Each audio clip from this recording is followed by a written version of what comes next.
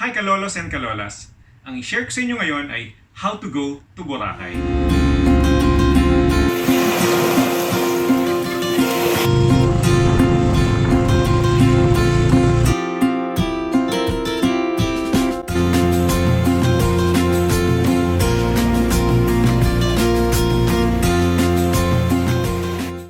Ang ating goal ay to have a tourist QR code per traveler.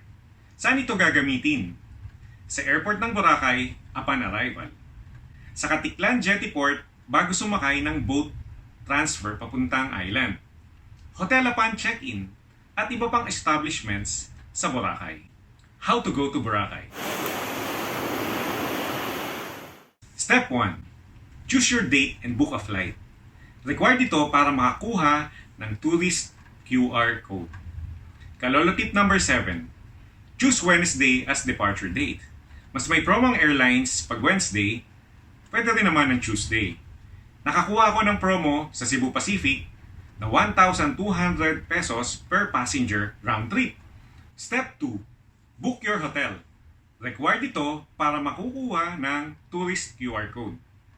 Kalolo tip number 8. Maraming promo ngayon ng mga 5-star hotels. For example, Henan Crystal Sands Resort, which is located in Station 1 near the mall at mga restaurants. Ang peak rate nito ay 12,500. Pero ngayon, 4,000 pesos lang. That's a whooping 70% discount with free buffet breakfast for 2 and access to the infinity pool. Step 3. Fill in the health declaration card. Pwede mo itong ma-access sa aklan.gov.ph/guide for tourists. Sa page ito, makikita nyo naman ang www.touristboracay.com and choose Boracay in the Where To page. Fill out the required fields and click Submit. Kung may katanungan kayo kung paano mag-fill in ng form, pwede kayong mag-iwan ng comment down below at magre-reply ako sa inyo as soon as possible. Makakatulong din ito sa mga travelers na makaka-encounter ng same concern. Take a screenshot of the confirmation page. Required ang screenshot or printed copy ng confirmation page indicating OHDC-De La Cruz 1 para makakuha ng tourist QR code. Step 4.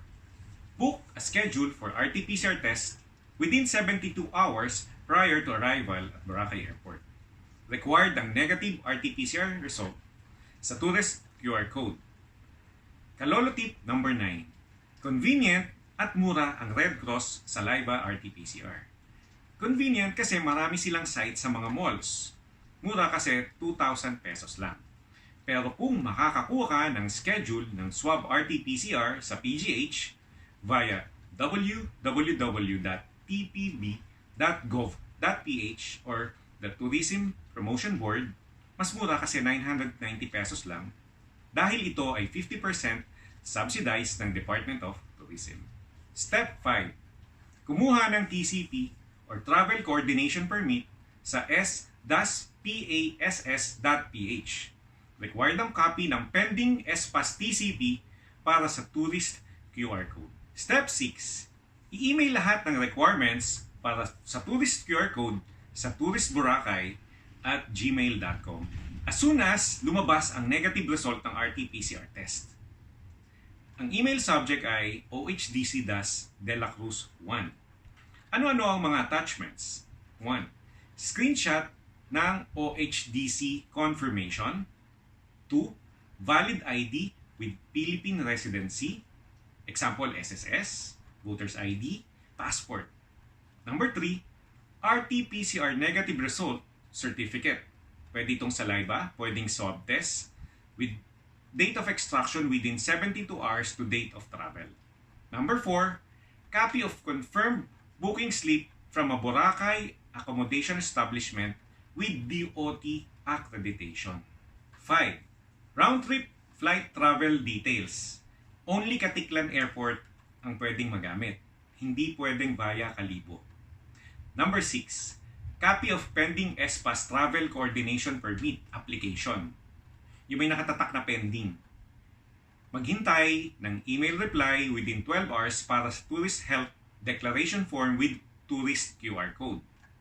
Pag nag-email reply na ang Tourist Boracay, gawin ang mga sumusunod. Kalolo tip number 10.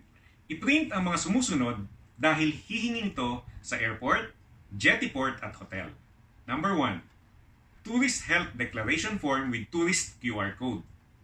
Number 2. Result ng RT-PCR test. Ngayon ay ready ka na sa much-awaited vacation mo. Malaki ang maiambag mo para sa paglago ng turismo para sa mga kababayan natin sa Aklan na lubhang naapektuhan ng pandemya. Sa next vlog ko ay isi-share ko naman ang how much ang possible expenses, what to do, and where to eat in Boracay. Sana po ay makatulong sa inyo ang vlog na ito. Ingat po sa biyahe. God bless us all.